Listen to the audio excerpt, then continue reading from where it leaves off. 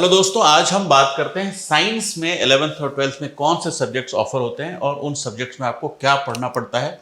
क्यों बार बार ये सुनने को मिलता है कि साइंस कॉमर्स और ह्यूमैनिटीज से थोड़ा सा डिफिकल्ट या हैवी होता है, और अगर आप वो सब्जेक्ट्स ले रहे हैं तो कैसे उनको अप्रोच करें कि आप 11th और 12th अच्छे से कर सकें और आप फ्यूचर में बेटर करियर ऑप्शन पा सकें। साइंस में 4 सब्जेक्ट्स ऑफर होते हैं, फिजिक्स, केमिस्ट्री, बायोलॉजी और मैथ्स, और ये अलग अलग कॉम्बिनेशंस में लोग लेते हैं। लोग कई बार physics, chemistry, maths with 2 subjects, physics, chemistry, bio plus 2 subjects, या कई लोग इन चारों को लेते हैं PCMB, चारों सब्जेक्ट प्लस 1 लैंग्वेज सब्जेक्ट में लेते हैं। ये मैंने किसी और वीडियो में इस पर बात की कि आपके ऊपर है कि आप किस आधार पे ये तीनों में से कोई एक कॉम्बिनेशन लेते हैं। आज मैं केवल बात करता हूं इस वीडियो में कि किस सब्जेक्ट में क्या पढ़ाया जाता है। सबसे पहले हम बात करते हैं फिजिक्स की। जो फिजिक्स है उसको बहुत हिस्सों में बांट के पढ़ाया जाता है, जैसे मैकेनिक्स,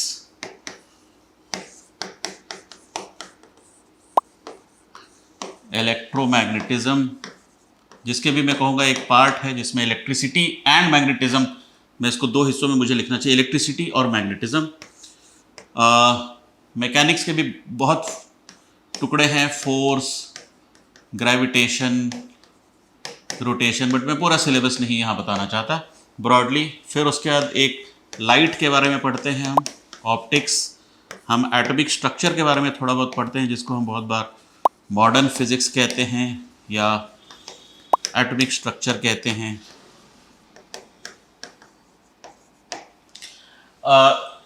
इसके अलावा इलेक्ट्रिसिटी, जिसमें उसके ट्रांसमिशन और उसके बारे में पढ़ते हैं। एक मैग्नेटिज्म का अलग से चैप्टर होता है। मैं इसको जानबूझ के अलग अलग लिख रहा हूँ क्योंकि कई बार ये सब्जेक्ट्स आपको अलग अलग, इनके अलग अलग कॉन्सेप्ट्स और फॉर्मूले। फिजिक्स किस तरीके से पढ़ाई जाती है और वो 10th से अलग कैसे रहती है कि उसमें 10th में हम केवल कॉन्सेप्ट्स की बात करते थे। यहाँ पर हम कॉन्सेप्ट तो पढ़ते ही हैं, हम समझते हैं। ये जो कॉन्सेप्ट्स हैं ये केवल इंग्लिश में बात नहीं होती या हिंदी में बात नहीं होती, इन कॉन्सेप्ट्स को हमको मैथमेटिकली भी समझना पड़ता है, इसकी मैथ्स होती है। जैसे अगर आपने न्यूटन का लॉ 9th या 10th में पढ़ते हैं तो आप ये पढ़ते हैं कि न्यूटन के 3 लॉज थे, लेकिन जब आप यहाँ पढ़ते हैं तो उन तीनों लॉज की इक्वेशन होते हैं कि F = ma होता है, वगैरह वगैरह। आपको ये मैथ्स, अलजेब्रा, और मैथ्स में भी केवल अलजेब्रा नहीं, मैथ्स में कैलकुलस का बहुत ज़्यादा यूज़ फिजिक्स में होता है। कैलकुलस एक ऐसा विषय है जो आप 10th तक बहुत बार नहीं पढ़ते, पहली बार आपका उससे परिचय 11th की मैथ्स में ही होता है, और इसलिए 11th-12th की फिजिक्स में बहुत ज़्यादा न्यूमेरिकल प्रॉब्लम्स सॉल्विंग होती है। जो आपके 10th की अगर मैं बात करूं तो 10th तक आपकी फिजिक्स जो है वो कहानियों और कॉन्सेप्ट्स के बारे में थी, बट 11th और 12th की जो फिजिक्स है उस कॉन्सेप्ट से आगे बढ़ के उसकी मैथ्स, और उसके मैथ्स के आधार पर बेस्ड बहुत न्यूमेरिकल प्रॉब्लम्स होते हैं। और अगर आप कॉम्पिटिटिव एग्जाम की बात करें, यदि आप जेई की बात करें या नीट की बात करें, तो वो जो हैं वो एग्जाम्स कॉन्सेप्ट्स और न्यूमेरिकल प्रॉब्लम्स के अराउंड ज़्यादा रहती है, और उसके लिए बहुत सारी प्रैक्टिस चाहिए। नेक्स्ट हम बात करते हैं केमिस्ट्री, जो एक सब्जेक्ट ऑफर होता है। केमिस्ट्री को 3 हिस्सों में बांट के पढ़ाया जाता है, फिजिकल, ऑर्गेनिक और इनऑर्गेनिक। अगर आपको 10th का साइंस याद हो तो आपको याद होगा कि एक पीरियोडिक टेबल होता है जिसमें बहुत सारे एलिमेंट्स होते हैं। उस एलिमेंट में से एक बहुत इंपॉर्टेंट एलिमेंट होता है कार्बन। कार्बन, हाइड्रोजन और ऑक्सीजन, ये तीनों मिलकर लिविंग बींग्स, सारे लिविंग बींग्स बनाते हैं। तो ये जो लिविंग बींग्स की केमिस्ट्री है, और इसी लिविंग बींग से, जीवित लोगों से, नाम आता है ऑर्गेनिक। ये हाइड्रोकार्बन्स की जो केमिस्ट्री है वो ऑर्गेनिक केमिस्ट्री में पढ़ते हैं। बाकी जितने और एलिमेंट्स हैं, जितने और मेटल्स और नॉन मेटल्स हैं, उसके बारे में जो सारी पढ़ाई है वो हम इनऑर्गेनिक में करते हैं। फिजिकल केमिस्ट्री में हम हर तरह के एलिमेंट की फिजिकल प्रॉपर्टीज की बात करते हैं। प्रॉपर्टीज, जैसे कि हम सॉल्यूशन कैसे बनता है, वो सॉल्यूशन बनता है तो उसमें मोल स्ट्रक्चर का क्या रोल रहता है, ऐसे ऐसे कॉन्सेप्ट जो आप पढ़ेंगे, मोलैरिटी क्या होती है, एंट्रोपी क्या होती है, वगैरह वगैरह, है ना। ये पूरा सब्जेक्ट जो है आपके एटॉमिक स्ट्रक्चर के अराउंड, कि एटम का स्ट्रक्चर, उसके न्यूक्लियस, प्रोटॉन इलेक्ट्रॉन का क्या रोल रहता है, वगैरह वगैरह। फिजिकल केमिस्ट्री जो है वो अगेन, जैसा मैंने फिजिक्स में कहा, इसमें बहुत सारे न्यूमेरिकल प्रॉब्लम्स होते हैं। न्यूमेरिकल प्रॉब्लम्स मतलब इसमें बहुत सारे मैथ्स होती है।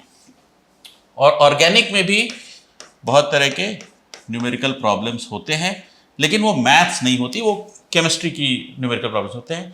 इनऑर्गेनिक केमिस्ट्री जो है वो काफ़ी हद तक मेमोरी बेस्ड है, आपको उसमें बहुत सारी चीज़ें याद रखनी पड़ती हैं। और इसका कई सिलेबस में फिजिकल और इनऑर्गेनिक 11th में इंट्रोड्यूस हो जाती है।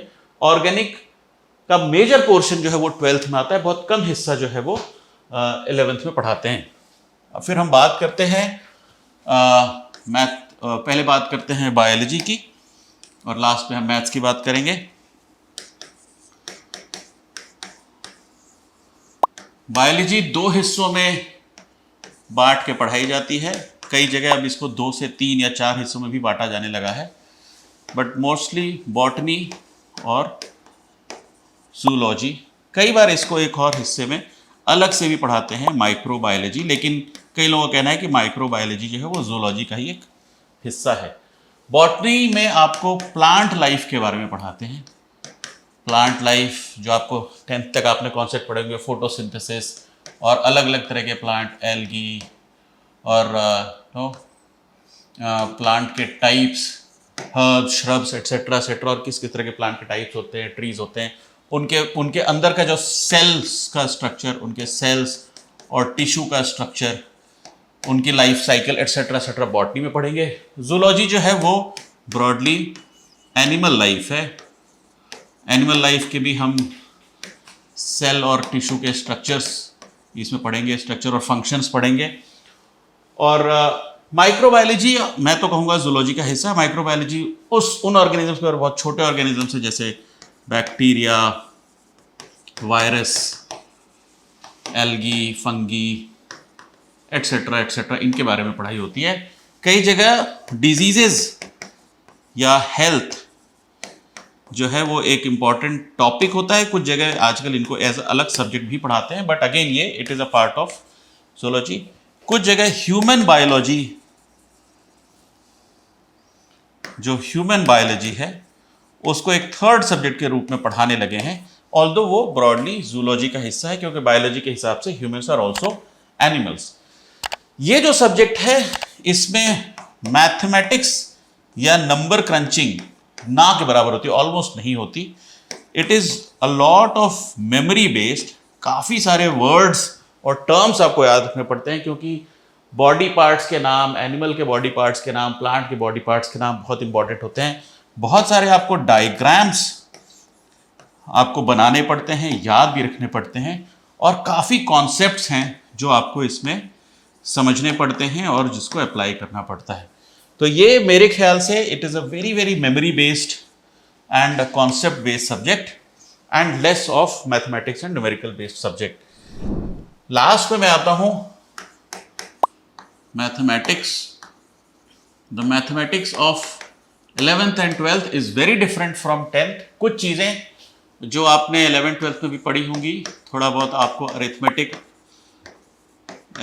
मतलब कि नंबर्स, जो कि बहुत छोटा पोर्शन रहेगा। उसके बाद अलजेब्रा, और अलजेब्रा में आपने लीनियर इक्वेशंस पढ़े होंगे, आपको यहाँ पे क्वाड्रेटिक इक्वेशंस पढ़ाई जाएगी, लीनियर इक्वेशंस इन 2 वेरिएबल्स पढ़ाई जाएगी, मैट्रिक्स पढ़ाया जाएगा।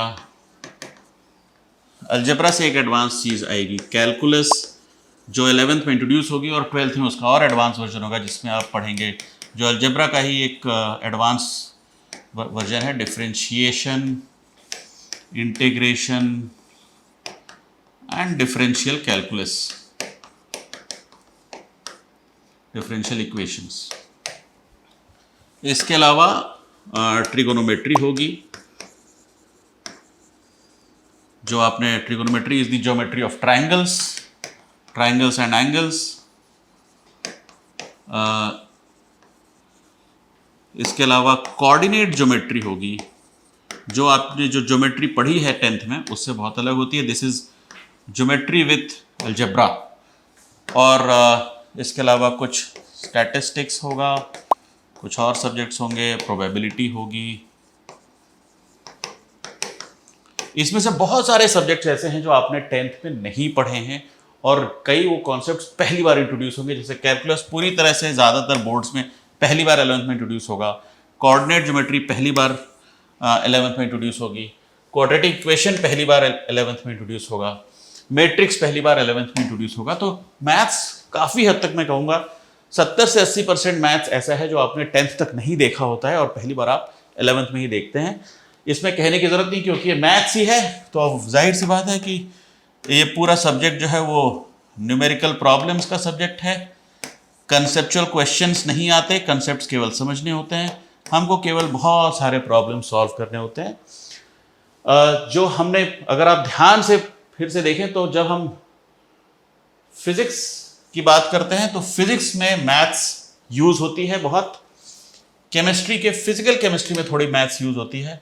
बायो में मैथ्स लगभग यूज नहीं होती और मैथ्स तो मैथ्स ही है। मेरे हिसाब से मैथ्स केवल एक सब्जेक्ट नहीं है, मैथ्स जो है वो साइंस की लैंग्वेज है। जैसे इंग्लिश एक लैंग्वेज है वैसे मैथ्स एक लैंग्वेज है और उस लैंग्वेज की नॉलेज आपको ज़रूरी है फिजिक्स और कुछ हद तक केमिस्ट्री समझने के लिए। तो जो बच्चे PCB लेते हैं उनको ज़्यादातर दिक्कत फिजिक्स के मैथ्स वाले पार्ट में आती है और उसके लिए उनको अलग से थोड़ी मेहनत करनी पड़ती है। जो बच्चे PCMB लेते हैं वो मैथ्स के कारण उनको फिजिक्स पढ़ना आसान होता है। तो ये चारों सब्जेक्ट की डिटेल्स हैं। मुझे उम्मीद है कि आप समझ पाए होंगे कि फिजिक्स, केमिस्ट्री, बायोलॉजी और मैथ्स सब्जेक्ट में क्या आता है। जैसा कि मैं पहले बता चुका हूँ, इसके बाद ऑप्शंस इंजीनियरिंग, मेडिकल और दुनिया भर के और ऑप्शंस, फार्मेसी वगैरह वगैरह, ये सारे ऑप्शंस आपके लिए खुले रहते हैं। तो ये अब आपकी चॉइस है कि आप ये PCB या PCM लेते हैं और उसमें ये सब्जेक्ट्स होंगे। ये जितने नोट्स हमने बनाए हैं इसके PDF हमारे वीडियो के लिंक में होंगे, आप उसे रेफर कर सकते हैं। Thank you.